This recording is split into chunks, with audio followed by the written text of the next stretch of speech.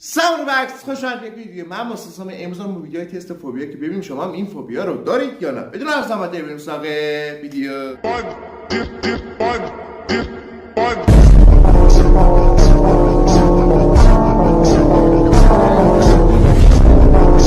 اشکالی دارم همونطور گفتم ویدیو امروز درباره ویدیوهای تست فوبیا هستن که ببینیم شما این فوبیا رو دارید یا یکی از این فوبیا یا همه فوبیا رو مثل من دارید. بدون از زحمت ویدیو رو شروع کردیم. ویدیوی اول یا فوبیای اول درباره اینه، مثلا فوبیا درباره حفره‌ها یا سوراخ هستش که بعضیا با دیدن این حالشون خیلی بد میشه، از اینا خیلی میترسن.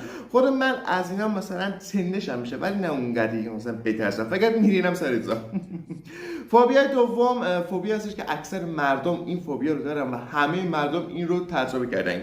توی خواب از یه ساختمانی بیفتن زمین. ترس هست ارتفاع. ساختمانایی که ما الان داریم نزدیک به آسمون هستش، کم مونده از اتمسفر خارج بشیم. فوبیایی که مثلا من بگم بیشترین فوبیا رو ازش دارم، یکی از ترس از ارتفاع هستش و یکی هم ترس از مکانهای بسته است که واقعا نفسم بند میاد و کلا حالم بد میشه. ترس از ارتفاع دیگه یه چیز نمیدونم شما هم این فوبیا رو مثلا ترس ارتفاع رو تجربه کردید یا ترس ارتفاع رو مثلا دارید. مثلا من وقتی که ترس ارتفاع یا فوبیای ارتفاع رو تجربه میکنم اینجوری که مثلا سرم گیج میره، حالم بد میشه، یعنی پام نمیافته، پام وای نمیست. بندبازی، ورزش بندبازی هیچ وقت واسه من ورزش جذابی نبوده عزیزم. واسه خودت یه دونه مکان، یه دونه ترک نداری، هیچی نداری، از اونجا بیفتی زمین. و منم معمولا این خوابای کثافت رو میبینم که مثلا توی مثلا شهربازی مثلا از یه جایی میفتم یا از آسمون یا از ساختمونم. آسانسور حاجی، این داستان اشکالی دارم شما بگم. چند روز پیش بود، درست روز چهارشنبه سوری، من توی آسانسور گیر کردم و واقعاش اون زمان تجربه کردم که من چقدر ترس دارم از مکانهای بسته. ارتفاع رو گفتم دیگه، اکثر مردم دارن ارتفاع. ناموسن ارتفاع یه چی بگم، حال آدم رو بد میکنه. الان میگه فارسی صحبت کردن دیگه، آره واقعش ریده، چی بگم دیگه، حرف راست رو دیگه چیزی نمیشه گفت روش. و لول آخرش این 4 تا لول اونقدر ترسناک نبودن. میگه به تبریک میگم شما موفق شدید، ولی من حس موفق شدن رو پیدا نمیکنم واقعاش. تا اینجا چند تا فوبیا داشتیم: فوبیای مکانهای بسته و فوبیای مثلا افتادن از یه جایی و اینجور چیزا، یا فوبیای فوبیای حفره و سوراخ. شما کدوم یکی از این فوبیا رو دارید؟ حتما توی کامنت بگید. فکر کنم اکثرتون فوبیای مثلا ارتفاع رو داشته باشید. فوبیایی که من زیاد دارم، همه اینا که میبینید من ازش فوبیا دارم. اون حفرم حس بدی پیدا میکردم، وگرنه نمیشه گفت فوبیا دارم ازش، ولی حس بدی پیدا میکنم با دیدنش. ورزش جامپینگ اسکر، نمیدونم جامپینگ وجود داره توش، اون دوم کلمش که جمله بندی میشه اون رو نمیدونم واقعا الان تو ذهنم نمیاد، اینگار که احمق هستم. اون ورزش رو من اصلا، آره این ورزش رو میگم که جامپ میکنن از یه ساختمون بلند و توی ایران هم وجود داره که از برج میلاد فکر کنم، از برج میلاد میپرن زمین، جامپ میکنن زمین. مگافوبیا، فوبیای آهنالات، فوبیای ماشین ها، مثلا این چیزا. مگالافوبیا، آره دیگه، فوبیای مثلا چیزهای خیلی بزرگ. مثلا این فوبیا به چی ربط داره؟ دریا رو آورد، نیچه رو آورد، نمیدونم مکانهای ساخت انسان رو آورد، کشتی ها رو آورد. این فوبیا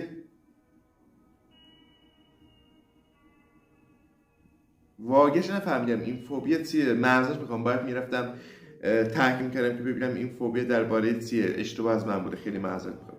فکر کنم فوبیا درباره چیزهای خیلی بزرگتر از ما هستش. مثلا این افراد اگه به این فکر کنن که ما توی هستی چقدر کوچیک هستیم و مثلا هستی یا خورشید در مقابل اون یکی سیارات یا منظومه شمسی اصلا به عنوان یک اتم هستش، به هیچی واقعش فکر نمیکنن، فقط اونجا میمیرن. اگه به اون چیزایی که من میگم فکر کنن، آره دیگه خودش هم آورد دیگه، به فضا آورد من چیزی که داشتم دربارش میگفتم.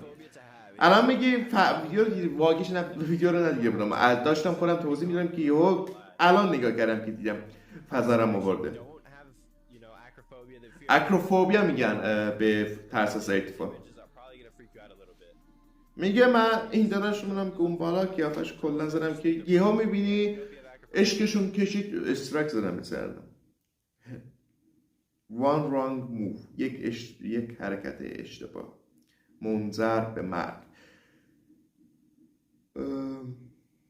به اینا به ورزشی که مثلا توی خیابونا مثلا ساختمونا انجام میدن به اون ورزش چی میگن؟ they want to complete friend on the Wednesday afternoon. اون ورزش اسمش چیه؟ مثلا حرکات مثلا ورزشی انجام میدن خیلی بالا. بابا من چقدر احمقم، یه دونه اعصابم و اینجور موقع خیلی خراب میشه که یه جمله رو میخوام به یادم بیارم و مثلا نمیتونم، از دست خودم خیلی کفری میشه. don't stop، نه حتما میپره. pin towards the wall. اوتی کارهایی هم وجود داره که مثلا پول زیادی هم بدم من انجام نمیدم، نمیتونم انجام بدم. اینجوری واسه شما میگم تست فوبیا پرتو، این هم فوبیای آب هستش فکر کنم. فوبیای آب یا دریا یا اقیانوس رو که من توی ویدیو مثلا میسازم درباره هیولاها یا درباره اتفاقای وحشتناک توی آب و استخر من گفتم و توی این ویدیو میگم مثل سگ میترسم، مثل سگ.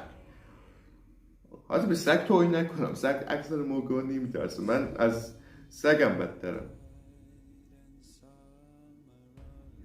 چطوری این ویدیو اگه واقعیت داره چطوری توی اعماق دریا داره این کارو میکنی؟ من که میرم زیر مثلا 1 متری استخر دیگه فشار میاد به مغزم میکشه ناموسن.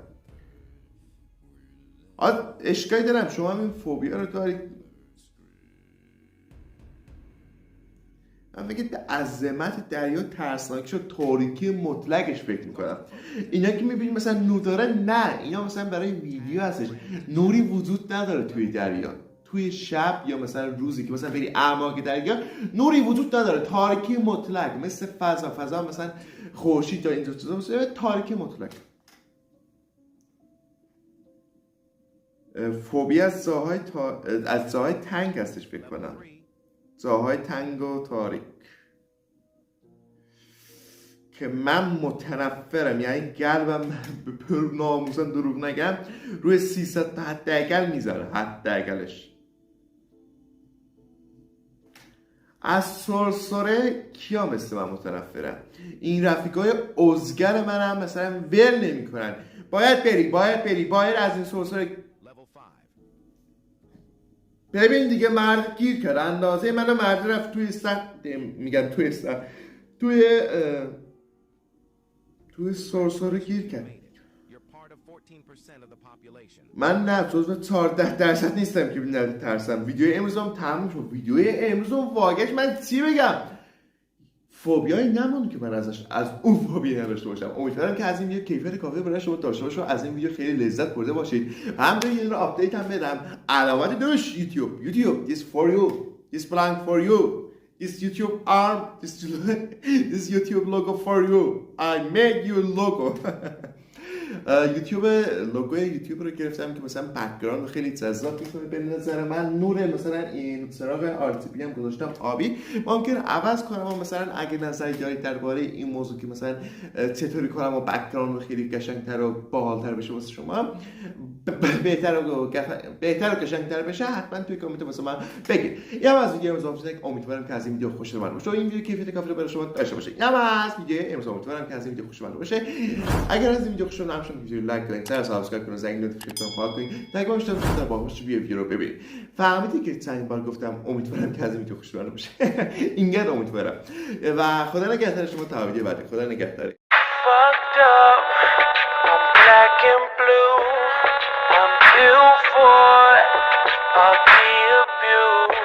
I got secrets that nobody